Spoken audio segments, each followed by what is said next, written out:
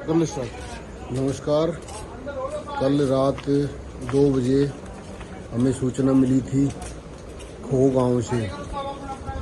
वहां पर एक मित्र हैं हमारे, उन्होंने सूचना दी थी कि उन्होंने किराए के लिए कमरे बना रखे हैं जिसके अंदर एक सांप घुस आया है। और उस कमरे में जो रहते थे उन्होंने मेरे पास फ़ोन किया।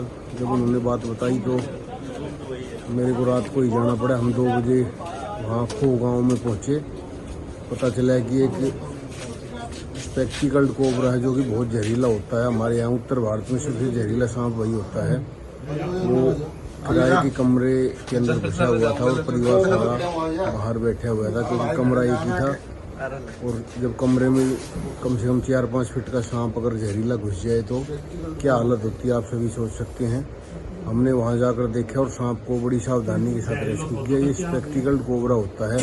हमारे पूरे भारत में ये कॉमन सांप है और हजारों लोगों को हर साल स्नेक बाइट से मारता है।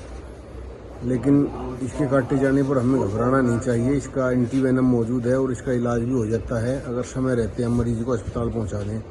मैंने वहां सांप को रेस्क्यू भी किया और उन लोगों को इस सांप के बारे में बताया भी, ताकि वे आगे से इस तरह की कोई घटना हो या कोई ऐसा सांप उन्हें दिखाई दे तो वे सावधान हो जाएं, क्योंकि सांप की पहचान करना बहुत ज़रूरी होता है। अगर आप सांप को नहीं पहचानते हो तो उससे भी खतरा पैदा हो जाता है। हमने सांप को सुरक्षित रेस्क्यू कर लिया और वहीं अरावली में उसको छोड़ भी दिया जंगल में, और इससे कोई दुर्घटना नहीं हुई। भगवान का शुक्र है कि वहाँ समय रहते उस सांप को देख लिया गया था।